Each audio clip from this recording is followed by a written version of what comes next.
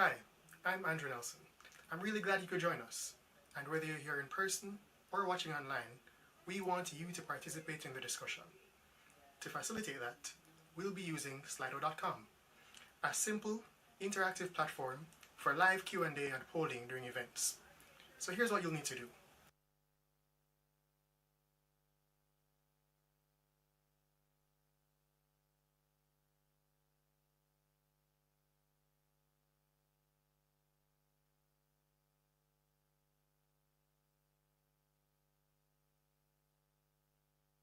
We recommend stating your name and location, but that's not a requirement. And that's it. You're all set to engage with us throughout this event.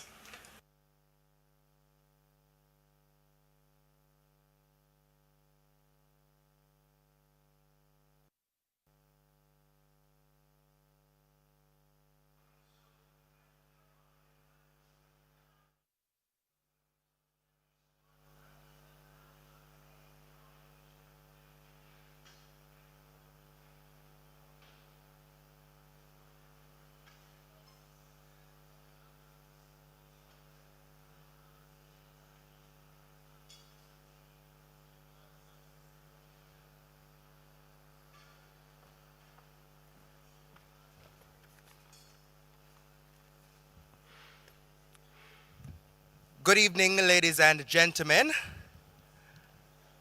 So that was the test run. Good evening, ladies and gentlemen. A very special welcome to each and every one of you. Let me also say a very special welcome to those of you joining us online for this important conversation this evening. We're joining you live from the Wilmer's Auditorium in Kingston, Jamaica, and our conversation will be focused on our young people, our youth, and spending on education. Now, there's a thing here in Jamaica where we always say that it takes a village to raise a child. But the reality is it takes more than a village. It takes cash and it takes resources that must be pumped into ensuring that our young people are enriched in the best way. Now, today's report, Room for Improvement, the Gap Between Public Spending and Child Outcomes, is going to delve into assessing whether or not those resources are going where they ought to in a fulsome sense. And you will get the sense, ladies and gentlemen, of just how the financial resources are being allocated, and the conversation will be had today, and you will be involved in this conversation as well. My name is Javon Keys, and the pleasure is mine to be your master of ceremonies for this evening's event. And let me take the opportunity as well to say a very special welcome to Roberto Conseco Martinez, His Excellency, Mexican Ambassador to Jamaica. Bienvenido, señor. Y muchísimas gracias por estar aquí.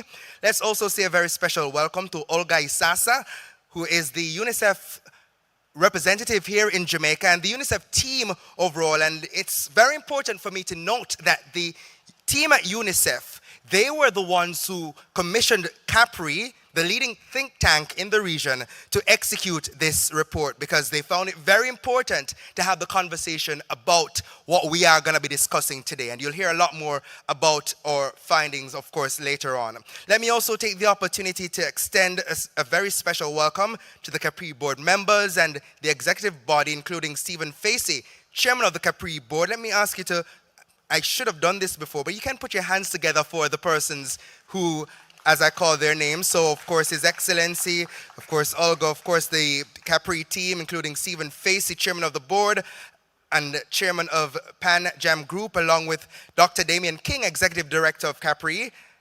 The applause.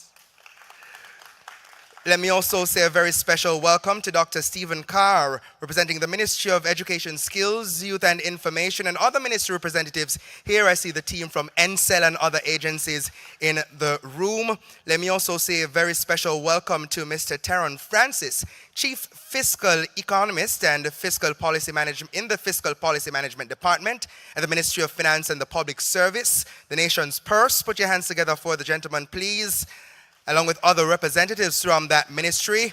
Let me also extend a warm welcome to Lauren Marston, Senior Education Specialist at the World Bank, Sharon Hay Webster, Special Projects Coordinator at the Urban Development Corporation, Siretz Bell, CEO of True Foundation, Andrea Edwards-Brown, Senior Director of Cross-Sectoral Coordination at the Early Childhood Commission, and all other specially invited guests, for those of you online as well, we're so happy to have you here. So I started out with the preface that we always speak about our youth in Jamaica. That is always something that is front of mind for us in the conversation. And many people will ask the question, how is the money spent? When you look at the fair share of the national budget, a very large majority of that fund, of those funds, go to education. So of course, the minds of all Jamaicans and anyone at all in any country, is not unique to us, is how is it being spent and is it trickling down? So we will hear a lot more about that in the conversation today. But before I move into our partner remarks from Dr. Damien King, Executive Director of Capri, let me also remind you, ladies and gentlemen, that you get to be a part of the conversation, because this is a report that will help us to realize that education is not just a government or a private sector discussion. It's a whole of society reality, and each of us has a role to play. When you look at our National Development Plan Vision 2030, which aims to make Jamaica the place of choice to live, work, raise families, do business, and retire eventually. The idea is that education is fundamental to that, which is why one of our core goals in Vision 2030 is that Jamaicans are empowered to reaching their fullest potential. And when you think about us implementing Vision 2030 and our sustainable development goals, which are more than 91% aligned, Goal 4, which is one of my favorite goals, is quality education. So it is absolutely important for us to have this discussion today. So our Slido, ladies and gentlemen, will allow you to be able to share your questions and comments throughout the discussion, especially when we get to the panel discussion of our program. So I invite you to go ahead now. If you have not done so, go to slido.com. Don't worry, you just go into your browser and search for Slido, and the instructions are here. And all you need to do is put in, of course, the mantra of UNICEF, which is for every child. So you're going to go ahead and put that in, and you will see the discussion forum, and as well there is a question and answer / poll for you to partake in. So with that said, ladies and gentlemen, as you do that, I ask you to put your hands together for the gentleman who leads the team at Capri, Dr. Damien King. And again, Capri is the leading think tank in the region, and of course known for their stellar work in policy research. Put your hands together for him, please.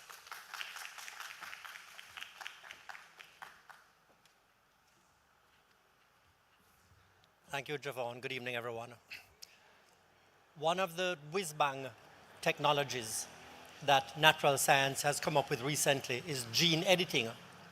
That is how you get the offspring to be different from the parents. That is how you get the offspring to be able to shed diseases that might be inherent and predilections that might be inherent in the parents' genes. We would like to do the same thing for society, for social reproduction, for the next generation. And that's what policy change seeks to do. It seeks to edit the societal DNA so the next generation does not carry on some of the ills and some of the problems of the existing generation. It's editing at the societal level. I'm Damien King, the Executive Director of the Caribbean Policy Research Institute, and it gives me particular pleasure to be at the launch of this report. Capri, for those of you who are not aware, is an independent think tank devoted to evidence-based research towards improving public policy making in Jamaica and the Caribbean. This event is a collaboration with UNICEF, in which we are turning our research spotlight on effectively, what are the ways to effectively do our societal editing of the next generation. UNICEF is the perfect partner in this exercise. The challenge of policy making in relation to children is that children don't have a vote. any part of society that gets a vote gets public policy attention. You know, this is why children have a month. May is Child Month. Children have a month. Any segment of society that has a month, that is your signal that they don't get attention otherwise. And this is why the work of UNICEF, not only in Jamaica but worldwide, is of crucial importance. Because this important part of society that doesn't have a vote has the voice, has UNICEF as the voice of children. And when you combine that representation that UNICEF represents all around the world and Capri's research capacity and effectiveness at stimulating and promoting policy change, then that tells you that it's a partnership that is likely to achieve change in the Jamaican society. We are going to have, following my speaking, we're going to have remarks from UNICEF, then a presentation of key findings of the report by Dr. Diana Thorburn, who's the lead researcher on this project and Capri's Director of Research. Then we're going to have some comments from a representative of the Ministry of Education, Skills, Youth, and some other things. Education, youth, skills, and information. You know, in the Caribbean, every responsibility of a ministry has to be in the ministry's name. So that's why the ministry's name have to change every single cycle. Dr. Stephen Carr is the Director of Policy Analysis, Director of the Policy Analysis and Research Unit, and he will be giving those remarks. Then we'll have a panel discussion on the findings of the report. On the panel will be Dr. Thorburn and also Andra Miller, who is a social policy specialist with UNICEF in Jamaica. And that panel discussion will be moderated by Javon Keys, who introduced us a short while ago. I'm now going to invite to the podium UNICEF's country representative here in Jamaica, Olga Isaza.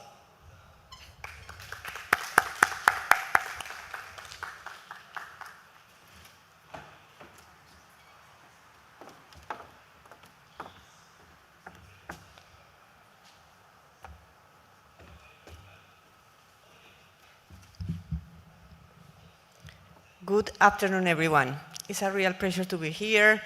The protocol has been established. Let me say that I am very glad to have the opportunity to present this report with Capri, one of the most serious think tanks in the region.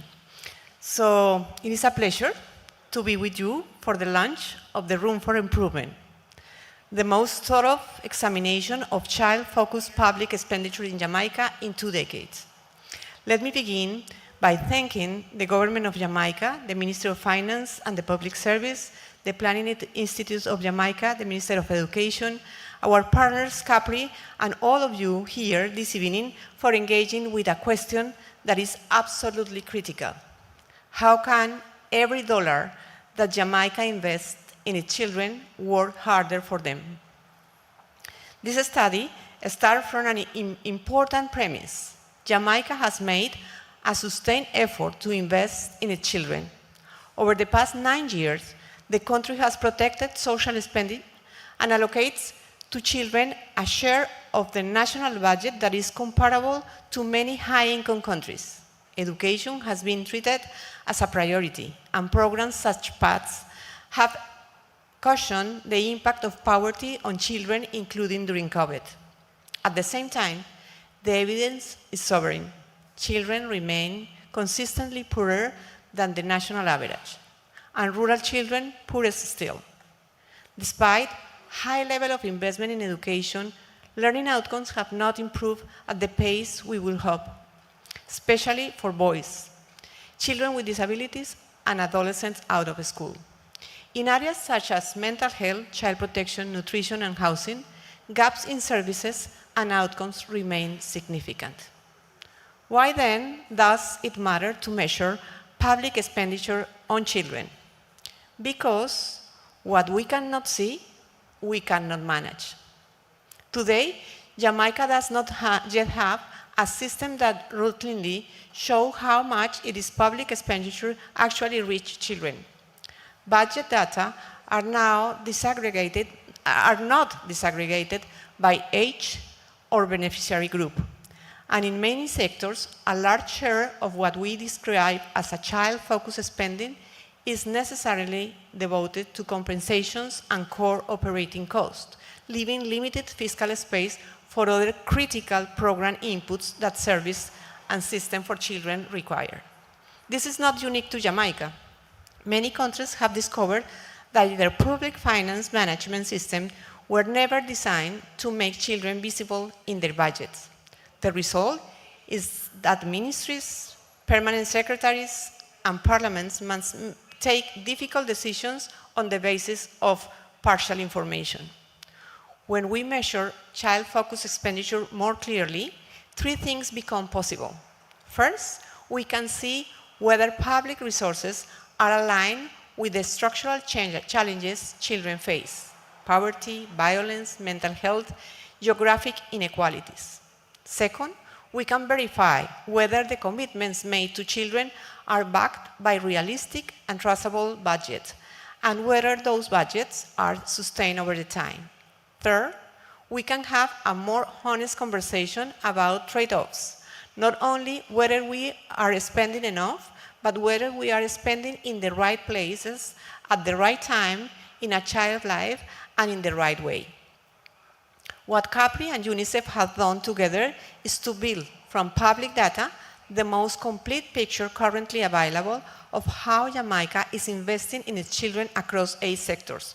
The report looked at the 9 years of budget and asked 4 very practical questions. How much is being spent on children and where? How that spending is composed? Whether government commitments to children are backed by visible and sustainable budget lines, and where data exists, whether outcomes are moving in the same direction as spending. The answer are nuanced. In education, total spending on children has risen, but operational budgets are under pressure, as most of the investment is absorbed by the wage of bill. In social protection, PAT has shown that Jamaica can deliver large-scale, predictable support to children in poverty, yet benefits levels and complementarity services do not always keep the pace with rising costs for families. In child protection and mental health, we see progress in specific programs, but systems that are still too small and fragmented to match the scale of children's needs. The central message is clear. Jamaica's challenge is not only how much it is spent on children, but how that spending is structured, tracked, and translated into outcome. One of the most important messages of this report is forward-looking. This is not yet a government-owned system for tracking child-focused expenditure. It is an independent analysis that demonstrates what is possible. In every country where this agenda has shaped policy in a lasting way, Ministry of Foreign or Finance and Planning have taken ownership of the methodology and embedded it in the budget process. That is what turns a one-off study into a routine part of public finance management. This brings me to 3 very concrete and I hope reasonable proposals. First, to explore with the Ministry of Finance and PIOJ a national approach to tagging child-focused programs within the budget classification, so that what is spent on children becomes visible without needing a special study every few years. This could begin as a pilot in a few key sectors and expand over time. Second, the progressively strengthen the publication of data on coverage, unit cost, and outcomes for major programs serving children in education, social protection, health, and protection. This does not require creating new systems from scratch, but using existing information systems to make child-relevant data more accessible and more useful for decision makers. Third, to reinforce reporting and accountability mechanisms in areas where children are particularly vulnerable. For example, ensuring regular public responding by agencies with child protection mandates and integrating child-specific indicators into annual performance framework. None of these steps require new legislation tomorrow morning or large new resources. They require something more fundamental: a shared decision to make children visible in the budget and to use this visibility to protect and strengthen the services on which they depend. This report is not a verdict on any single ministry or institution. It is a mirror that we hold up together. For government, it is a tool to sharpen policy and make the most of constrained fiscal space. For Parliament, oversight bodies, civil society, the private sector, and development partners, it's offered a common evidence-based support to Jamaica efforts for children. Children cannot vote, as was said prior, cannot lobby, and cannot allocate budgets. Their interests must therefore be reflected in the choices we make in laws, in budgets, and in the data we choose to collect and use. UNICEF values this alliance with CAPRI, not only for its analytical rigor, but also for its deep understanding of Jamaica's policy landscape and public finance system. Their ability to translate complex budget data into clear, actionable insights is precisely why UNICEF chose CAPRI for this work. Together, we can generate evidence that is both technically robust and directly usable for better decisions for children. UNICEF stands ready to continue working with the government of Jamaica and all of you to take this agenda forward. The fact that we are having this conversation in this way is already a sign of Jamaica's commitment to its youngest citizens. Our task now is to turn that commitment into systems and practices that will outlast us. Thank you so much.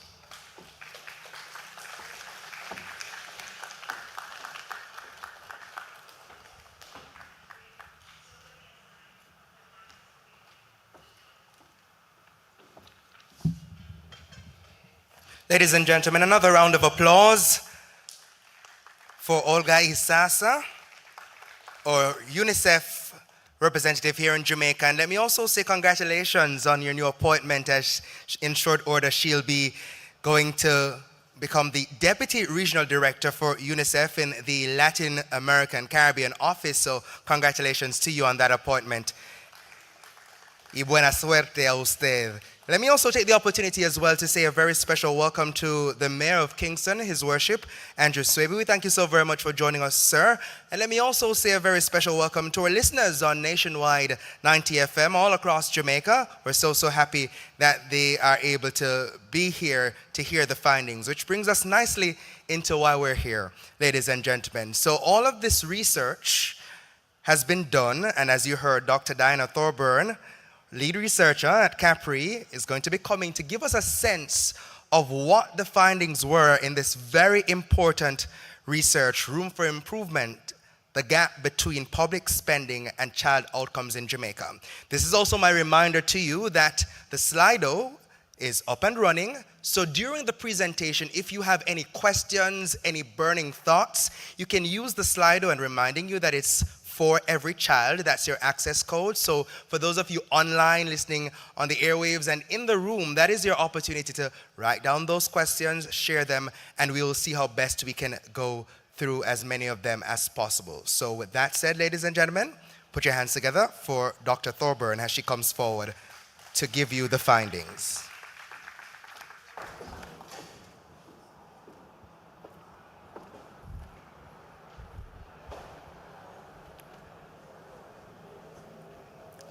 Over the last 3 decades, Jamaica has spent an average of 5% of its GDP on education.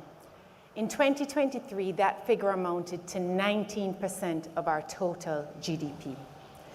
That is above Latin American and Caribbean average, and it is above OECD averages. It is consistent with expenditure in the world's richest countries, in the world's top performing education systems.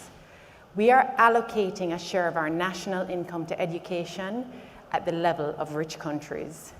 We spend like a rich country.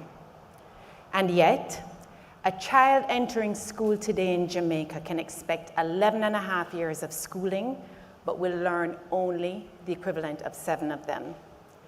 Jamaica's score on the World Bank's Human Capital Index, which measures the productive potential a child born today will reach by age 18, is 0.53, meaning a Jamaican child is on track to realize just over half their potential. We spend like a rich country, but we're not getting the outcomes of one. That gap between what Jamaica spends and what Jamaican children receive and the outcomes we have to show for the money spent is what this report is about. There are many reasons to spend on children,